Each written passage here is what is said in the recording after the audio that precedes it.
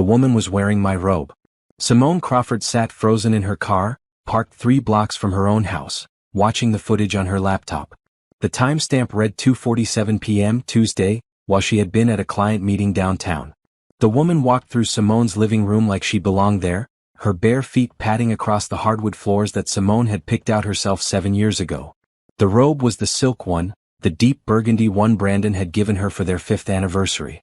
The one she kept hanging on the bathroom door because she loved how the fabric felt against her skin on lazy Sunday mornings.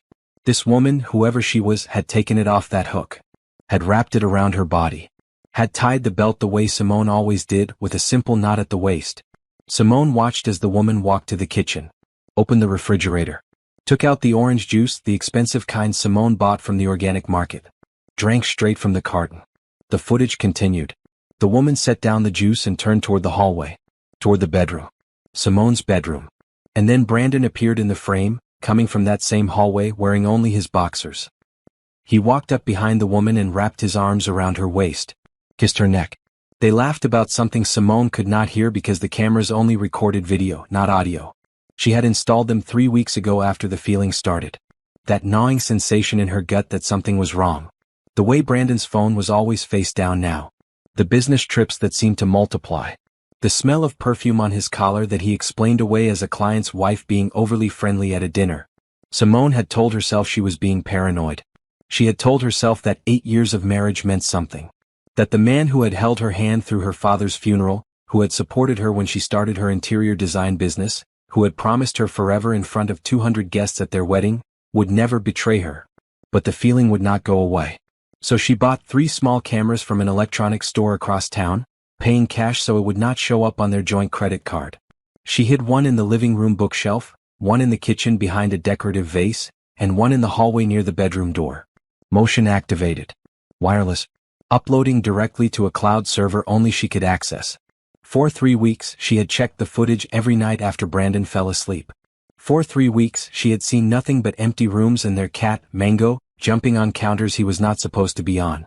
And then today. Simone closed the laptop. Her hands were shaking. She looked at them, these hands that had built a successful business, that had created beautiful spaces for countless clients, that had worn a wedding ring for 8 years. The ring felt heavy now, foreign, like it belonged to someone else. She picked up her phone and looked at the screen. 3 missed calls from Brandon. A text message, "Hey babe, running late at the office. Don't wait up for dinner. Love you." Running late at the office. Simone laughed, but there was no humor in it. The sound came out broken, jagged, like glass shattering on concrete.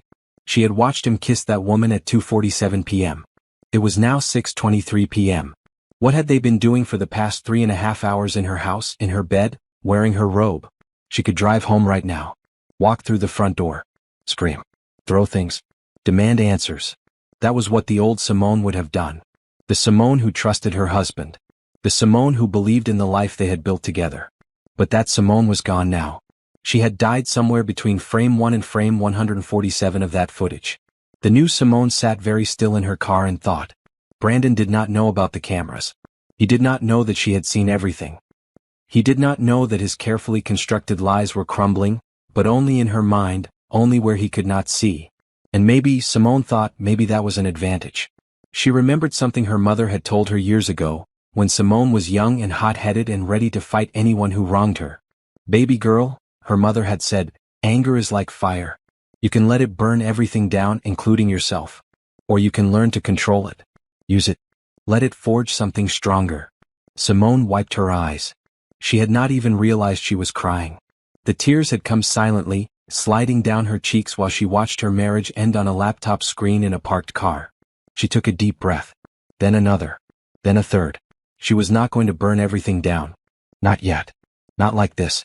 She was going to be smart. She was going to be patient. She was going to find out exactly how deep this betrayal went, and then only then would she decide what to do. Simone started her car and began driving home. By the time she pulled into the driveway, her face showed nothing. No tears.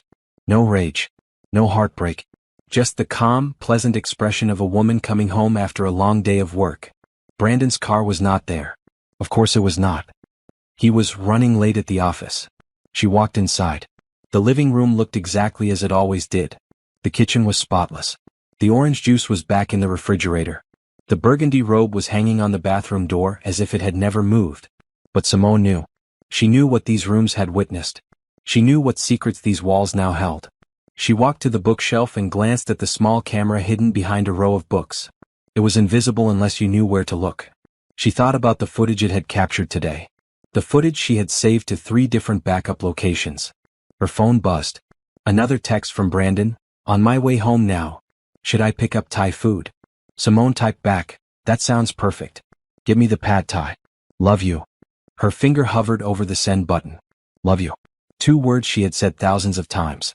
2 words that now felt like ash in her mouth. She pressed send. When Brandon came home an hour later, Simone was sitting on the couch in a bright blue dress, her natural hair styled in the twist she had done last weekend, looking every bit the happy wife waiting for her husband. He kissed her cheek and handed her the takeout bag. They ate dinner together at the kitchen table, and Simone listened to him talk about his day at work, his meetings, his projects. He did not mention the woman. He did not mention the burgundy robe. He did not mention the 3.5 hours of the afternoon that had simply vanished from his story. "How was your day?" he asked, reaching across the table to take her hand. Simone smiled. It was the hardest thing she had ever done. "It was good," she said. "Nothing special. Just the usual." And that night, when Brandon fell asleep beside her, Simone lay awake in the darkness, staring at the ceiling, planning. She did not know yet what her revenge would look like. She did not know how long it would take or what it would cost her.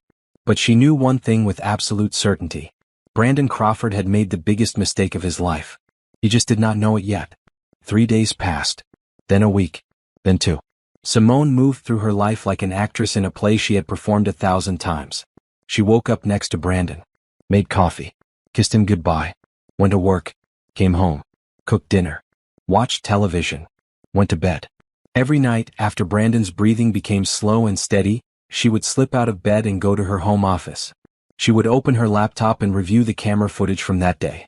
She would watch the empty rooms. The cat. The sunlight moving across the floors as the hours passed. Most days there was nothing.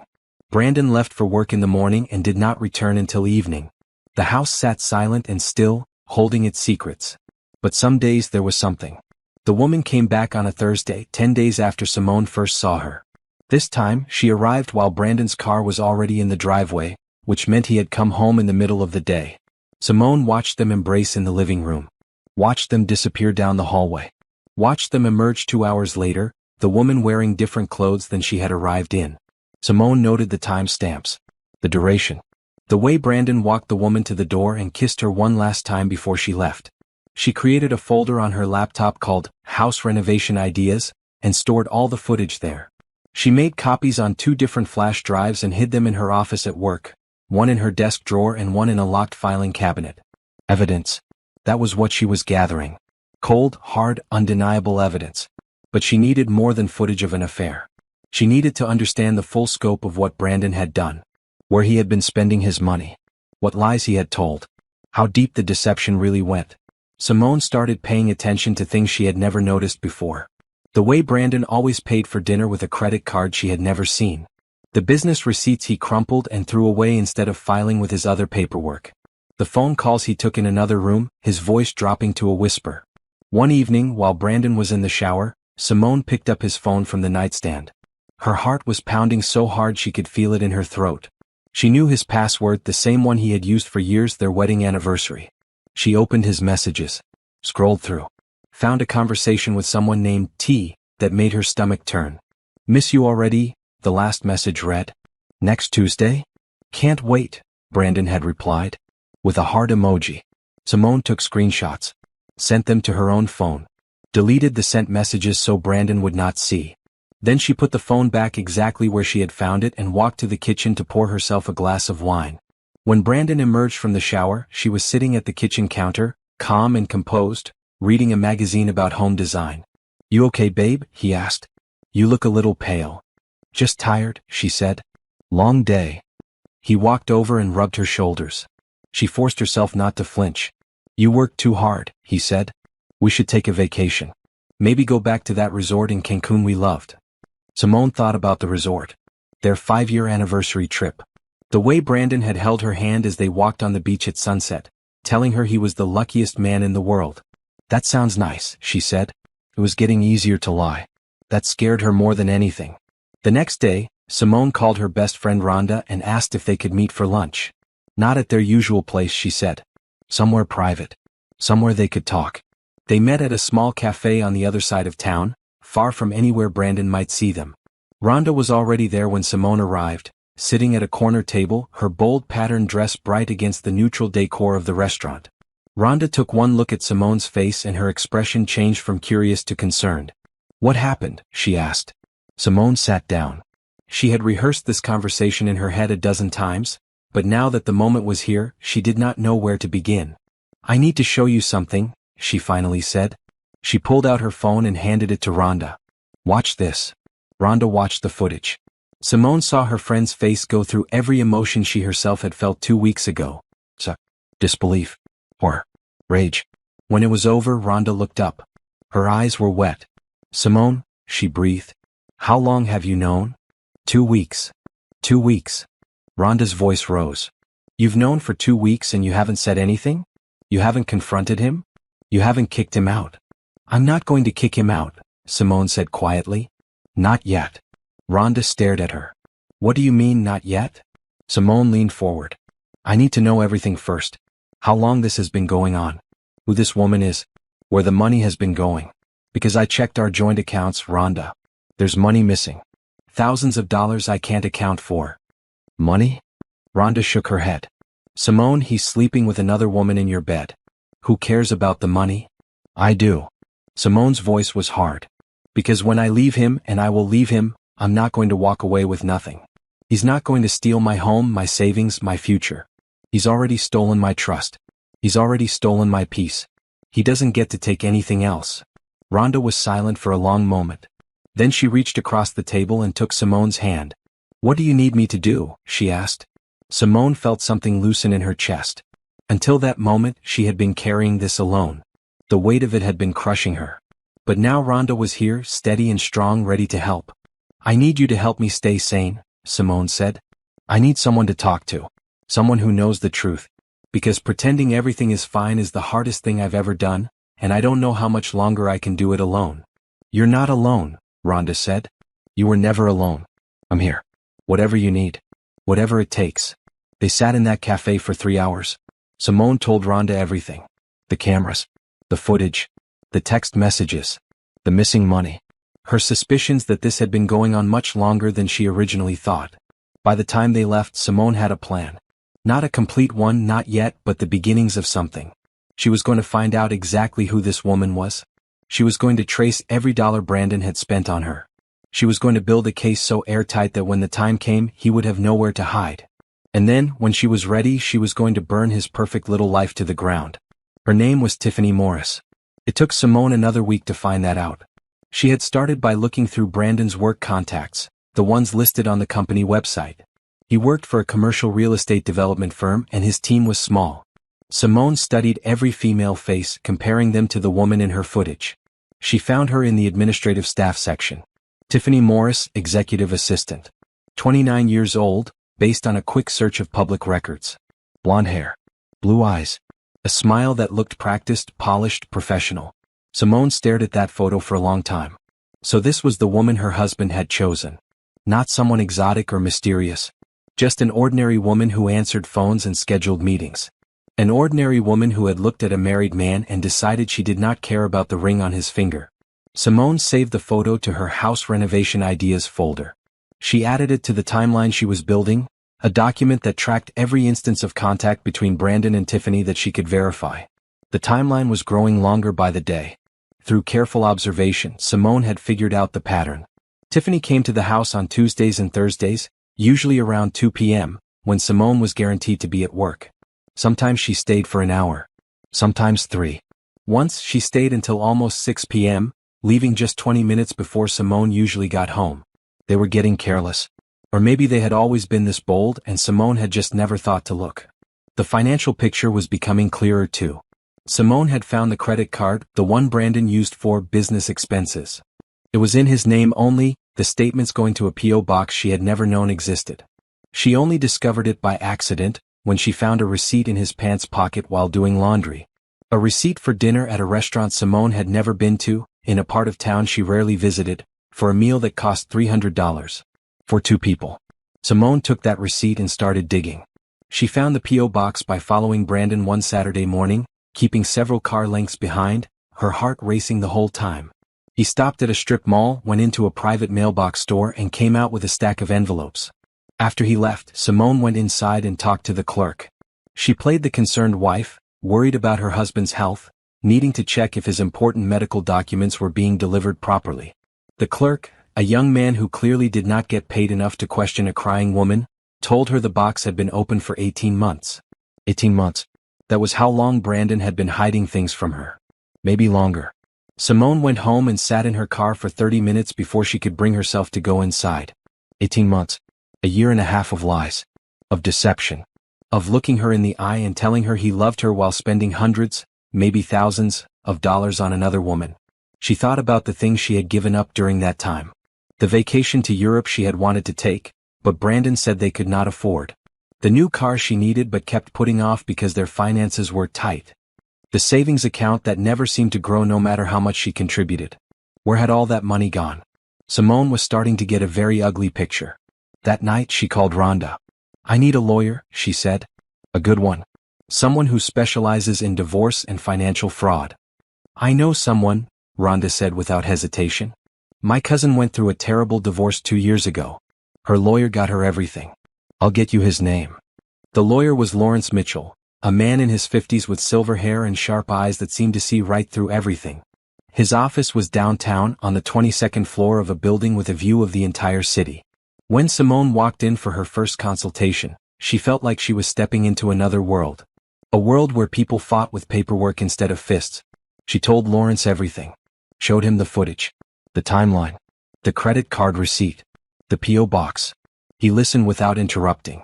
When she was finished, he leaned back in his chair and steepled his fingers. "Your husband has been very foolish," he said. "And very sloppy. That's good for us." "Good how?" "Because he thinks he's being careful. He thinks no one knows. That kind of overconfidence leads to mistakes." Lawrence picked up a pen and started writing. "Here's what we're going to do. First, we need to get a complete picture of his finances. All of them. The ones you know about and the ones you don't. I have people who can help with that." "Isn't that illegal?" Simone asked. Lawrence smiled. "We're going to do everything by the book. Your husband opened that credit card during your marriage, which means you have a legal right to know about it. Your husband has been diverting marital assets, which means you have a legal right to trace them. We're not doing anything wrong. We're just uncovering the truth." Simone nodded. The truth. That was all she wanted. "Second," Lawrence continued, "we need to protect your assets. Your business. Your personal accounts. Anything that's solely in your name. We need to make sure he can't touch it when this all comes out." "When, not if." "When." Lawrence's voice was firm. "Because it will come out, Simone. This kind of thing always does. The only question is whether you're in control of the narrative or he is. Right now you have the advantage. You know what's happening. He doesn't know you know. That gives us time to prepare." Simone spent the next 2 hours with Lawrence, going over every detail of her financial life. Her business accounts. Her personal savings. The house, which was in both their names. The retirement accounts. The investments. By the time she left his office, she had a plan. A real one this time. Complete with steps and timelines and contingencies. She also had a retainer agreement and a bill that made her eyes water. But Lawrence had looked her in the eye and said something that made it worth every penny. "I've seen cases like this before," he had said. "The cheating husband who thinks he's smarter than everyone else. The wife who's supposed to be too trusting, too naive, too emotional to fight back. I've seen those men lose everything. And I've seen those women walk away with their dignity and their future intact. That's what we're going to do for you, Simone. We're going to make sure you come out of this hole." Simone believed him. When she got home that evening, Brandon was already there, sitting on the couch, watching sports on television. He smiled when she walked in. "Hey babe. Long day." "Very long," she said. "I had some meetings run over." She did not mention the lawyer. She did not mention the plan. She just kissed him on the cheek and went to the kitchen to start dinner, her mind racing with everything she had learned, everything she was about to do. The game was changing. And Brandon did not even know he was playing.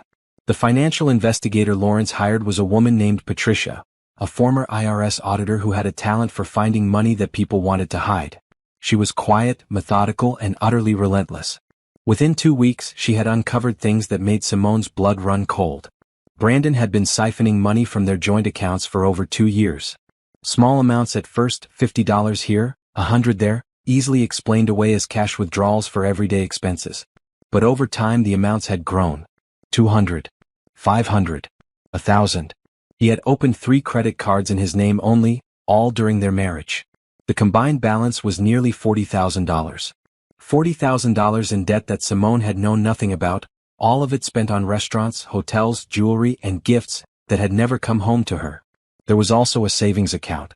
A secret one at a bank across town, where Brandon had been depositing money from his commission checks. Not all of them, just the ones that came from smaller deals, the ones Simone never asked about. That account had nearly $25,000 in it. $25,000 that should have been theirs. That should have been going toward their future. Their retirement. The children they had talked about having someday. Instead, it was sitting in an account she was never supposed to know about, waiting for Brandon to use however he wanted. Simone sat in Lawrence's office, looking at the spreadsheets Patricia had prepared, and felt something inside her go very quiet and very cold. "He's been planning this," she said. "Hasn't he? The secret accounts. The credit cards. He's been building an escape route." Lawrence nodded slowly. "It looks that way. Whether he was planning to leave you or just preparing for the possibility, I can't say. But this level of financial deception doesn't happen by accident." Simone thought about the conversations they had had over the years. The times Brandon had said they needed to tighten their belts. The times he had talked about how expensive everything was, how they needed to be careful, how they could not afford the things Simone wanted. All while he was spending thousands on another woman. All while he was building a safety net for himself and only himself. "What do we do now?" she asked. "Now we start protecting you," Lawrence said.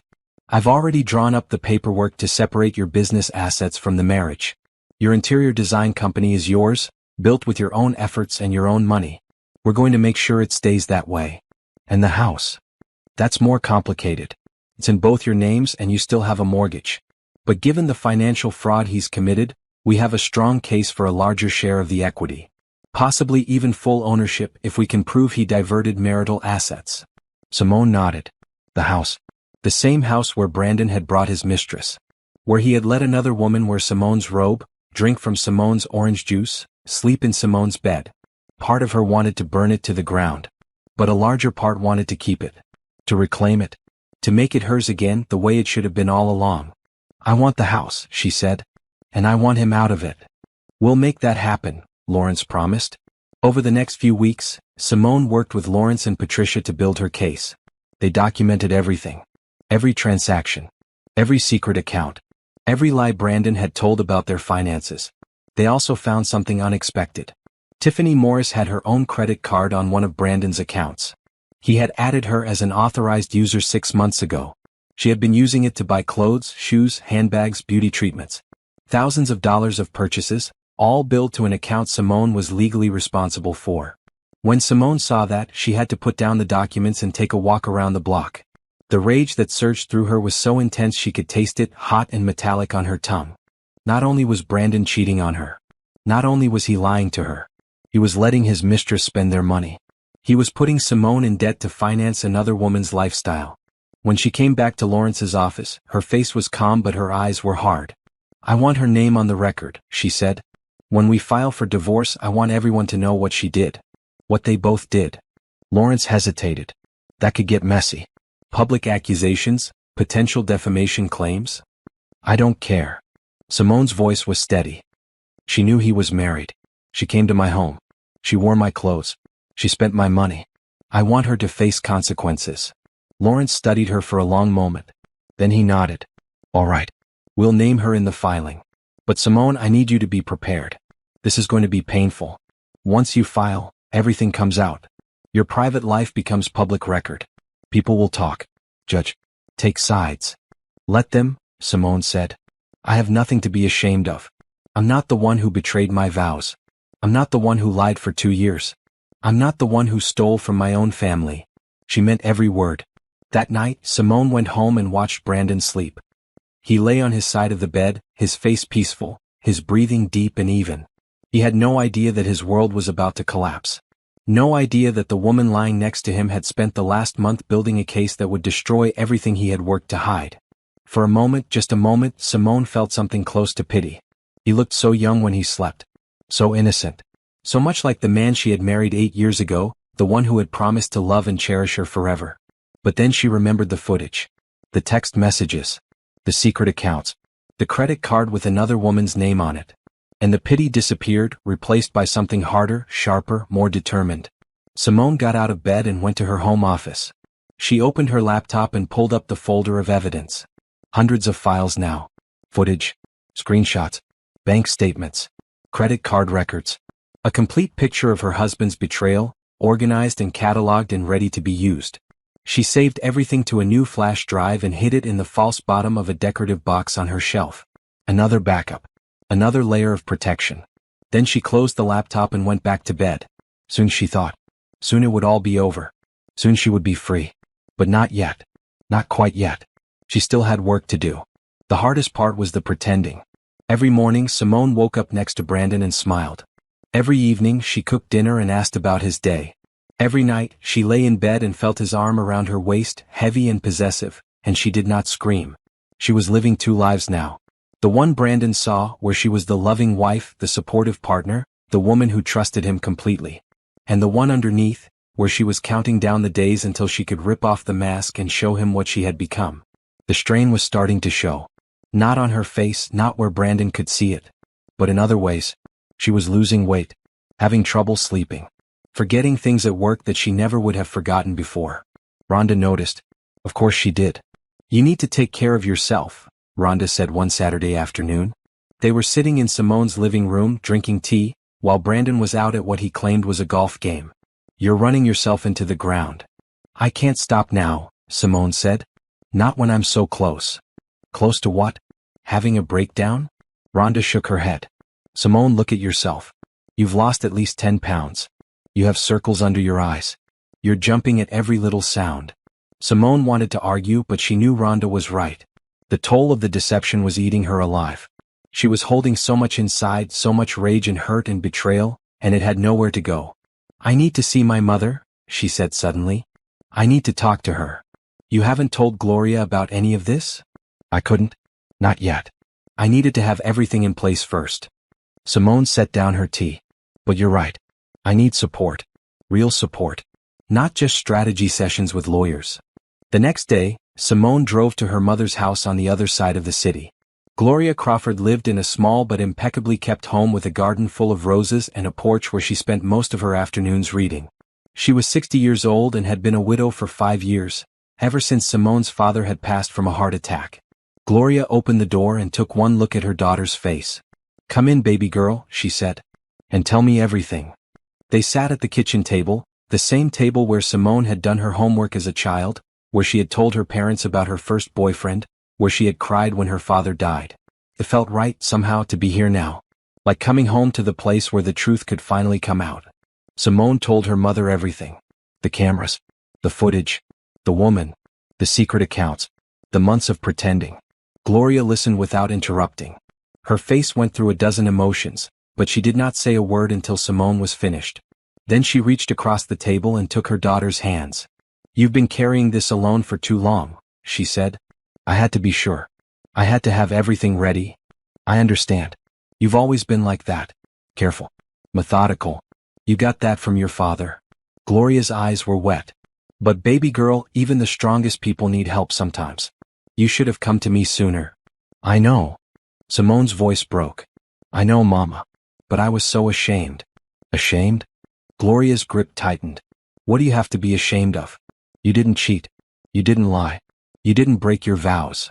I should have seen it sooner. All the signs were there. The late nights. The phone calls. The excuses. I should have known. How could you have known? You trusted your husband. That's not a flaw, Simone. That's what you're supposed to do in a marriage. He's the one who broke that trust. He's the one who should be ashamed. Simone started to cry. Really cry for the first time since she had seen that footage. All the tears she had been holding back, all the pain she had been swallowing, came pouring out in great heaving sobs. Gloria held her daughter and let her cry. She did not try to fix it or offer solutions. She just held on and let Simone release everything she had been carrying.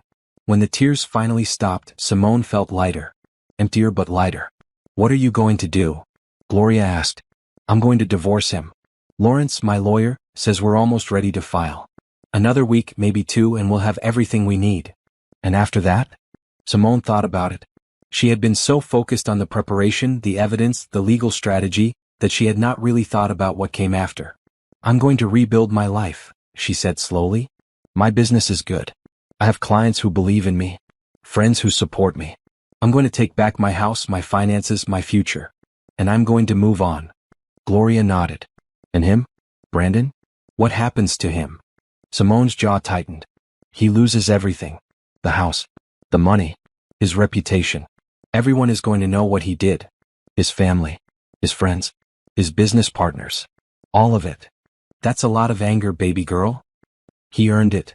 Gloria was quiet for a moment. Then she said something that surprised Simone. "Just make sure the anger doesn't consume you. Revenge is sweet, but it can also be poison.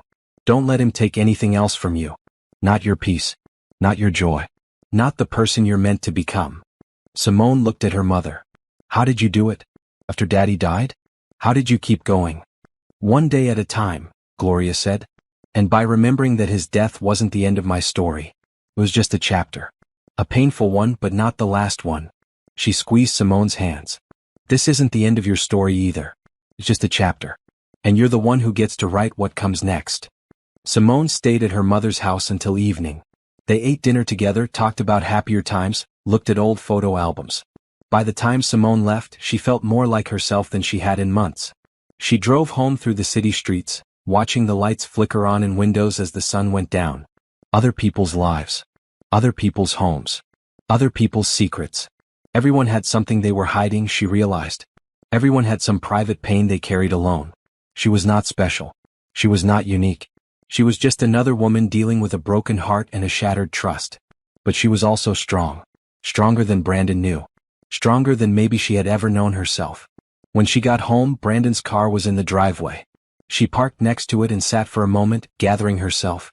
Then she put on her mask, the one she had learned to wear so well, and went inside. Brandon was on the couch, watching television. He looked up when she came in. "There you are. I was starting to worry. I was at my mother's. I told you this morning." "All right. I forgot." He patted the cushion next to him. "Come sit with me. There's this documentary I want to watch." Simone sat down. Brandon put his arm around her. She leaned into him, playing her part, counting the days until she would not have to anymore. Soon, she thought. So very soon. The full scope of Brandon's betrayal became clear on a rainy Wednesday afternoon. Simone was in Lawrence's office, reviewing the final reports from Patricia, the financial investigator, when she saw it. A pattern she had not noticed before, buried in the credit card statements. "These hotel charges," she said, pointing at the screen. "They go back 2 years." Lawrence leaned in to look. "The same hotel? Different hotels, but always on the same days. The second Tuesday of every month. Like clockwork." They cross-referenced the dates with Simone's calendar. The second Tuesday of every month for the past 24 months. Every single one corresponded with a day Brandon had claimed to be working late or traveling for business. 2 years. He had been seeing Tiffany for 2 years. Simone thought back to where they had been 2 years ago. They had just celebrated their 6th anniversary. Brandon had taken her to dinner at a fancy restaurant and told her she was the love of his life. She had believed him. She had cried happy tears and talked about their future, about children, about growing old together. And all that time he was already with someone else. "There's more," Lawrence said, pulling up another document. Patricia found a lease agreement. "It's in Brandon's name for an apartment across town.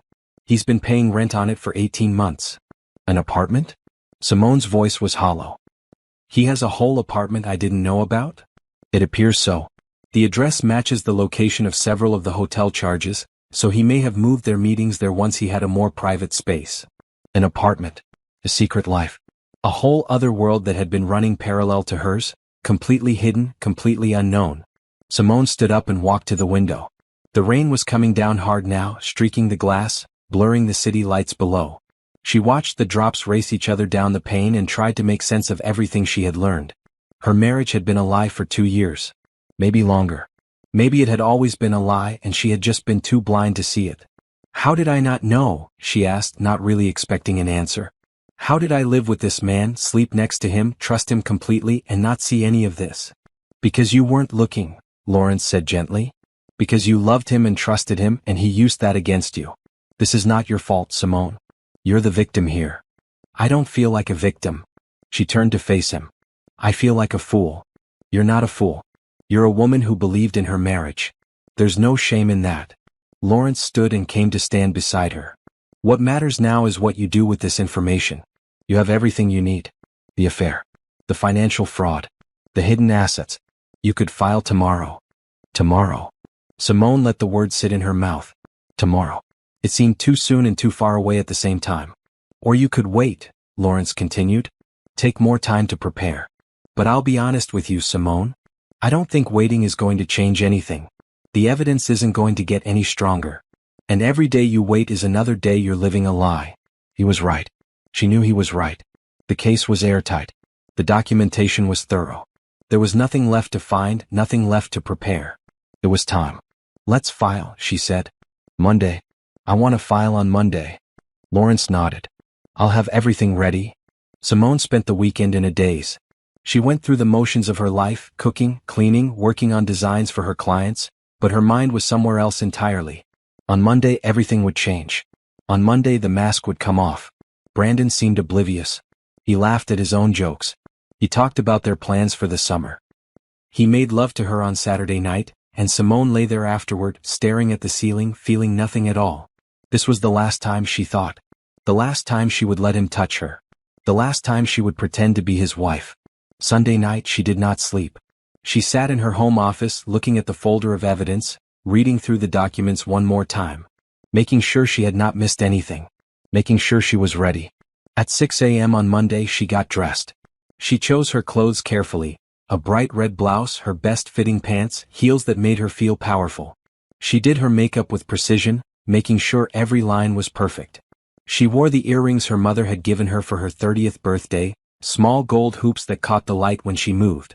When she came downstairs, Brandon was in the kitchen making coffee. You look nice, he said. Big meeting today? Something like that. She poured herself a cup of coffee and took a sip. I'll be home late tonight. Don't wait up. Everything okay? Everything's fine. She kissed him on the cheek, the last time she would ever do so. Have a good day. She drove to Lawrence's office, where the paperwork was waiting. She signed everything. The petition for divorce. The financial disclosures. The request for emergency custody of marital assets. The restraining order that would prevent Brandon from accessing their joint accounts once he was served. By noon it was done. The papers were filed. The process server was on his way to Brandon's office. Simone sat in Lawrence's conference room and waited. At 2:17 p.m. her phone rang. Brandon's name on the screen. She let it ring. It rang again. And again. And again. Then the text messages started. What is this? Simone, call me. This is crazy. We need to talk. She read each message, then put her phone face down on the table. It had begun. Simone went home at 6 p.m. Brandon's car was already there, parked at an angle in the driveway like he had pulled in too fast. The lights were on in every room. Through the front window she could see him pacing back and forth in the living room. She sat in her car for a full minute, gathering herself. Then she got out and walked to the front door. Brandon met her before she could even turn the handle. Simone. His face was pale, his eyes wild. Thank God. I've been trying to reach you all day. What is this? What is happening? She walked past him into the living room. He followed, grabbing her arm. Don't touch me, she said, and her voice was so cold that he let go immediately. Simone, please. This has to be a mistake. The papers, the accusations, none of this makes sense. Can we just talk about this? There's nothing to talk about. Nothing to talk about? His voice rose. You're accusing me of fraud. Of infidelity. You're trying to take everything from me. How is that nothing to talk about? Simone turned to face him. She had imagined this moment so many times over the past month. She had rehearsed what she would say, how she would say it. But now that it was here, all those carefully planned words seemed unnecessary. I know about Tiffany, she said simply. Brandon's face went through several expressions in rapid succession. Confusion. Recognition. Fear. I don't know what you're talking about, he said, but his voice wavered. Don't. Simone's tone was sharp. Don't lie to me anymore. I know about the affair. I know about the apartment. I know about the secret credit cards and the money you've been hiding. I know everything. How? He swallowed hard. How do you know about? I have cameras, Brandon. In this house. In the living room. The kitchen. The hallway. She watched his face drain of color. I've seen her here. Wearing my robe. Walking through my house like she belongs here. I have footage going back 2 months. Brandon sat down heavily on the couch. His hands were shaking. Simone, I can explain. There's nothing to explain. You've been having an affair for 2 years. You've been lying to me every single day. You've been stealing from our accounts, hiding money, building a whole other life that I knew nothing about. Her voice was steady, calm, almost detached. I'm done explaining. I'm done listening to explanations. I just want you out of my house. Your house. A flash of anger crossed his face. This is my house too. Not for long. My lawyer filed for emergency custody of marital assets. Until the divorce is finalized, I have control of this property. You can take your things and go to your apartment. The one you've been paying for with money that should have been ours. Brandon stood up. He was trying to regain control, she could see it. Trying to find an angle, a strategy, a way out. Simone, listen to me. We can work this out. Whatever you think happened, whatever you think you saw, it's not what it looks like. Tiffany is just, she's nobody. She means nothing to me. You're my wife. I love you. You love me? Simone laughed and there was no warmth in it. You've been sleeping with another woman in our bed for 2 years. You gave her a credit card with our money. You rented her an apartment. That's not love, Brandon. That's not even close to love. It was a mistake. A terrible mistake. But we can get past this. We can go to counseling, work things out. Please, Simone. Please don't throw away 8 years of marriage over this. I'm not the one who threw it away. She picked up her purse. I'm going to stay with my mother tonight. I expect you to be gone by tomorrow morning. Leave your key on the counter. You can't just kick me out. Watch me. She walked to the front door. Her hand was on the handle when Brandon spoke again. What about the business? My deals? My partners? If this gets out, if people find out? Simone turned back to look at him. He was not thinking about her, she realized. Not thinking about their marriage or the hurt he had caused. He was thinking about himself. About his reputation. About his money. That's not my problem anymore, she said. You should have thought about that before you decided to cheat. She opened the door and walked out. Behind her, she heard Brandon call her name, but she did not stop. She got in her car and drove away, watching in the rearview mirror as he stood in the doorway, growing smaller and smaller until he disappeared from view. It was over. The confrontation she had dreaded for months. The moment of truth. And she had survived it. Simone drove to her mother's house with the windows down, letting the cool evening air wash over her face. She was shaking, she realized. Not from fear or anger, but from relief. The weight she had been carrying for so long was finally lifting. The lies were over. The pretending was done. Gloria was waiting for her on the porch as if she had known Simone was coming.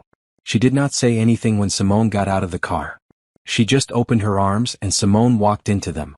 It's done, Simone said. I told him everything. He knows. How do you feel? Simone thought about it. Free, she said finally. For the first time in months, I feel free. They went inside and Gloria made tea and they sat in the kitchen and talked until midnight. About the confrontation. About what came next. About the future Simone was finally able to imagine. It would not be easy, she knew. The divorce would be messy. Brandon would fight. There would be lawyers and court dates and difficult conversations. But she was ready. She was finally ready. The weeks that followed were chaos. Brandon, true to form, did not go quietly. He hired his own lawyer, an aggressive man in expensive suits who tried to paint Simone as a paranoid, vindictive wife. He claimed the cameras were an invasion of privacy. He claimed the financial records had been obtained illegally. He claimed Simone had driven him to the affair by being cold and distant. None of it worked. Lawrence had built too strong a case. Every document was obtained legally. Every piece of evidence was admissible. The cameras were in Simone's own home, installed to protect herself, and there was nothing illegal about a wife documenting what happened in her own living room. The court proceedings were brutal. Simone sat through hours of testimony, listening to Brandon lie and deflect and blame everyone but himself. She watched his lawyer try to twist her words, to make her seem unstable, to suggest that she had somehow provoked her husband's infidelity. But she held firm. Every time they attacked, Lawrence countered. Every lie Brandon told was exposed with evidence. Every accusation was refuted with facts. The turning point came when Tiffany Morris was called to testify. She was smaller than Simone had expected. Blonde and thin and nervous, sitting in the witness chair like she wanted to disappear. She was wearing a simple green dress and no jewelry, trying to look innocent and unassuming. It did not work. Under questioning, Tiffany admitted to the affair. Admitted she knew Brandon was married. Admitted she had been to the house, worn Simone's robe, used the credit card Brandon had given her. She tried to minimize her role, to suggest she was just as much a victim as Simone, but the evidence spoke for itself. Simone watched her with cold eyes, feeling nothing. She had thought she would feel rage seeing this woman in person. The woman who had helped destroy her marriage. The woman who had walked through her home and slept in her bed and spent her money. But there was no rage. Just a distant sort of pity. Tiffany was pathetic. A woman who had settled for another woman's husband, for stolen moments and secret meetings, for a life built on lies. Whatever happened to her, she had brought it on herself. After Tiffany's testimony, things moved quickly. Brandon's business partners found out about the affair and the financial fraud. They were not pleased. Real estate development required trust, connections, a spotless reputation. Brandon had none of those things anymore. Within a month, he was pushed out of his own company. The partners bought him out at a fraction of what his shares were worth, citing conduct unbecoming and breach of fiduciary duty. He tried to fight it, but he did not have the resources or the allies. His family found out next. His mother called Simone, crying, apologizing for her son's behavior. Simone listened politely and said nothing. She did not need apologies. She did not need sympathy. She just needed to be done. The divorce was finalized 3 months after the papers were filed. Simone got the house. She got 60% of the marital assets, including the money Brandon had hidden in his secret accounts. She got full control of her business, which had never been more successful. She got her freedom. Brandon got the debt. The credit cards he had racked up in his name were his problem now. The apartment lease was his responsibility. The shattered reputation, the lost business, the broken relationships, all of it was his to carry. Simone signed the final papers in Lawrence's office on a bright Tuesday morning. When she walked out, Rhonda was waiting for her in the lobby. "Well?" Rhonda asked. "It's done." Simone held up the papers. "I'm officially divorced." Rhonda threw her arms around her. "How do you feel?" Simone thought about it. She expected to feel triumphant, vindicated, victorious, but mostly what she felt was tired. Tired and relieved and ready to move on. "I feel like I want to go home and take a nap," she said. "And then maybe open a bottle of wine and watch something ridiculous on television." Rhonda laughed. "I think you've earned that." They walked out of the building together into the sunshine. The city was bright and busy around them, full of people going about their lives, unaware of what had just happened in that office upstairs. Simone took a deep breath. The air smelled like spring. Like new beginnings. "What now?" Rhonda asked. "Now?" Simone smiled, a real smile, the first one in months. "Now I start over." 6 months after the divorce was finalized, Simone barely recognized her own life. Her interior design business had exploded. Word had spread about her work, her attention to detail, her ability to transform spaces into something beautiful and personal. She had more clients than she could handle, a waiting list that stretched for months, a reputation that opened doors wherever she went. She had hired 2 assistants and moved into a bigger office. She had been featured in 3 design magazines and interviewed on a local morning show. She had won an award from the city's Chamber of Commerce for Outstanding Woman in Business. The house was different too. She had remodeled it from top to bottom, erasing every trace of Brandon. New paint, new furniture, new everything. The burgundy robe was gone, donated to charity.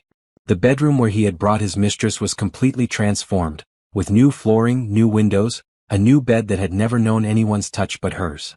It felt like her home now. Really hers.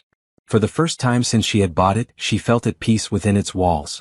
Rhonda came over every Sunday for brunch and they talked and laughed and celebrated how far Simone had come. Gloria visited often too, proud of her daughter, grateful that the pain was finally behind her. Brandon, meanwhile, had fallen far. Simone heard about him through mutual friends, though she never asked. He had moved back in with his parents, unable to afford his own place after losing his job and his savings. Tiffany had left him, of course, once the money and the status were gone. He was working at a small real estate firm now, a fraction of what he had been, trying to rebuild from nothing. Part of Simone felt satisfied by his downfall. He had earned it. Every loss, every humiliation, every struggle was the direct result of his own choices. But a larger part of her felt nothing at all. Brandon was her past.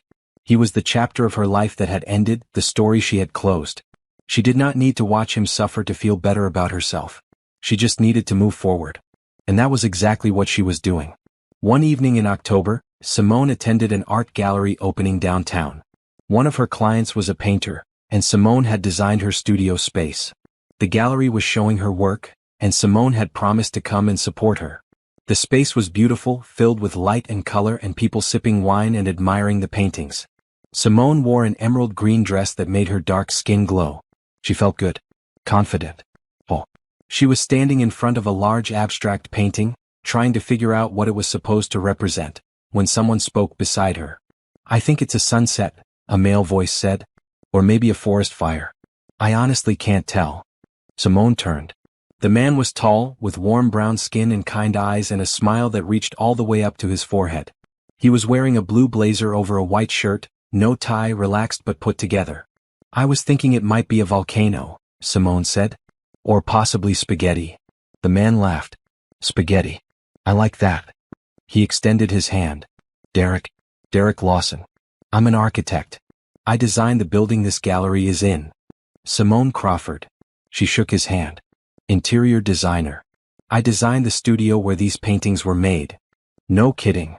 Derek's eyes lit up with genuine interest. "I've actually heard of your work. The Morrison House, right? The one in Architectural Digest." "That was mine, yes. It was stunning. The way you used light in that space, the flow from room to room. Really impressive." Simone felt a warmth spread through her chest. Not the desperate, needy warmth of wanting validation. Just the pleasant warmth of being seen. Being recognized for her work by someone who understood it. "Thank you," she said. "Your building is pretty impressive too. The sight lines, the way the gallery spaces connect. It's a good design. Just good. I could tell you it's brilliant, but I don't want to give you a big head." Derek laughed again. "Fair enough. Can I buy you a glass of wine and we can discuss the finer points of architectural modesty?" Simone looked at him. He was attractive, she realized. Not in a flashy way, but in a solid, genuine way.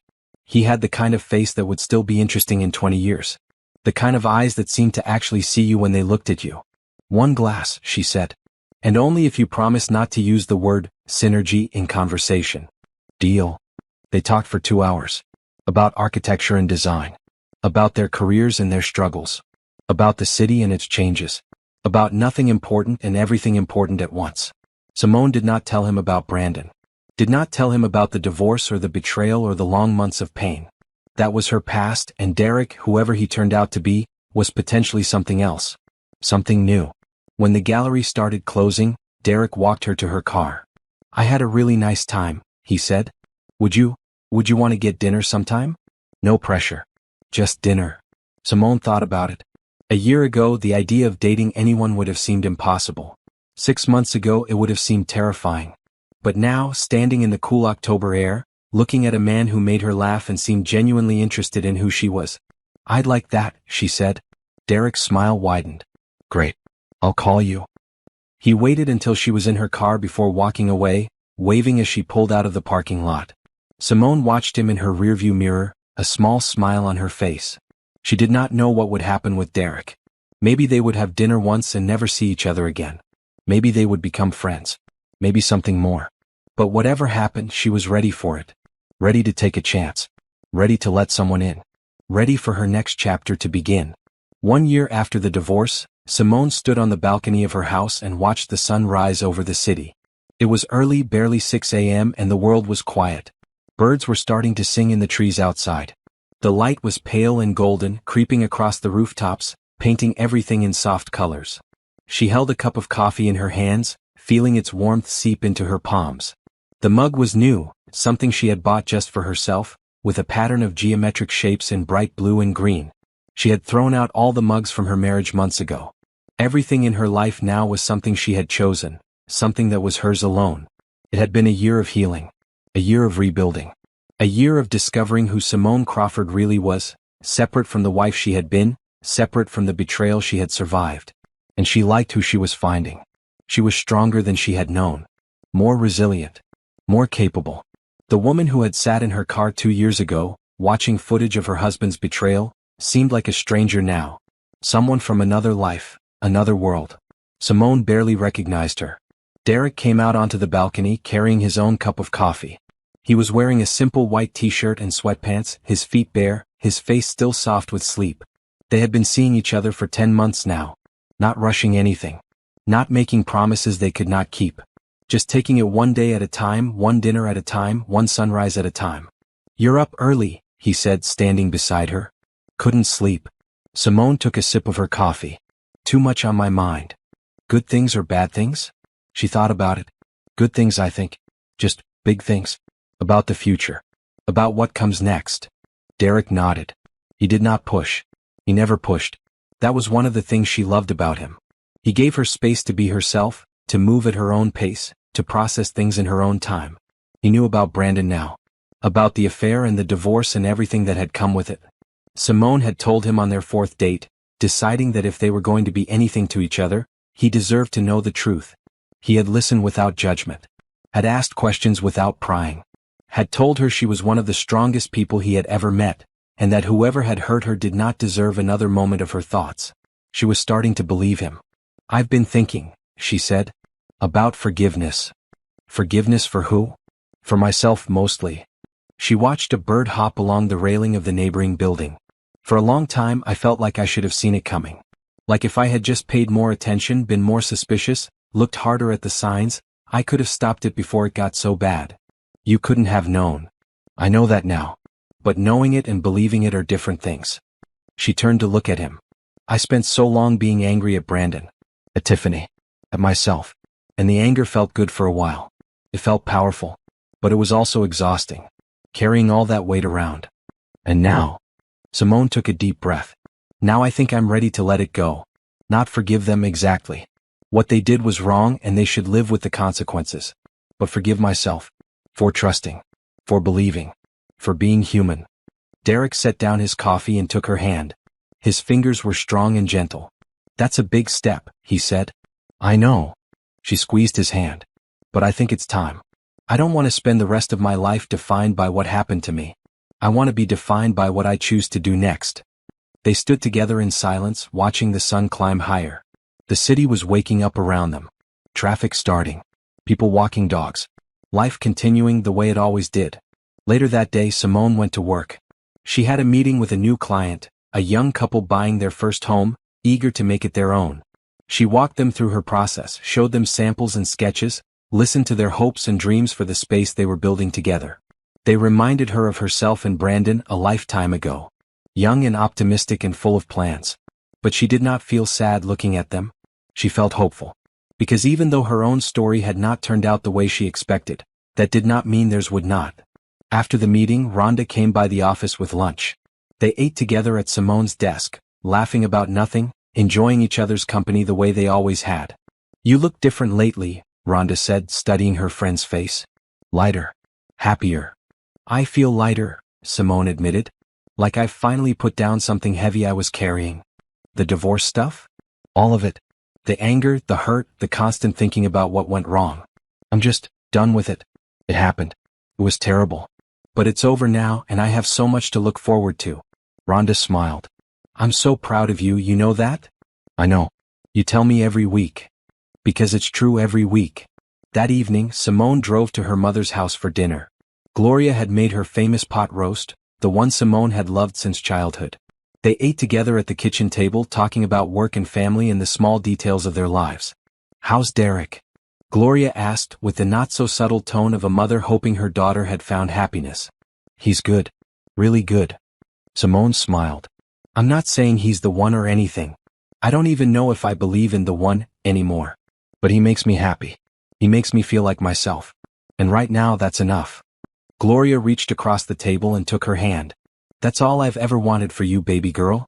To be happy. To be yourself. Everything else is just details." Simone squeezed her mother's hand.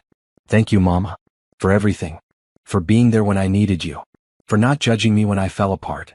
For believing I could put myself back together." "That was never in doubt," Gloria said. "You've always been a fighter, Simone. Even when you didn't know it. Even when you thought you were broken. You were always strong enough to heal. Driving home that night, Simone thought about the journey she had taken.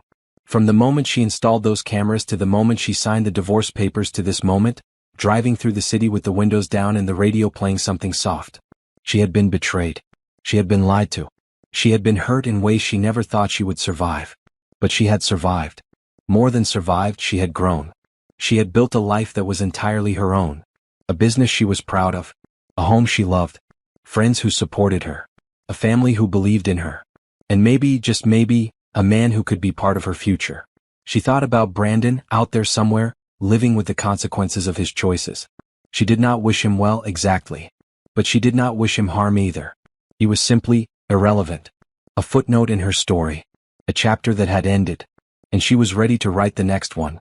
When Simone got home, she walked through her house slowly, appreciating each room she had transformed. The living room where she had once watched footage of betrayal, now filled with bright colors and comfortable furniture. The kitchen where she cooked meals for herself and her friends. The bedroom that was finally, truly hers. She opened the door to the balcony and stepped outside. The night was cool and clear, with stars visible above the city lights. She could hear distant music from somewhere, laughter, the sounds of other people living their lives. Simone closed her eyes and breathed deep. She had survived the worst year of her life. She had rebuilt everything she had lost. She had proven to herself that she was stronger than she ever knew. And now, finally, she was ready to be happy again. The future was wide open, full of possibilities she could not even imagine. And for the first time in a very long time, Simone was looking forward to discovering what it held. She smiled, alone on her balcony under the stars, and whispered to herself, "This is just the beginning."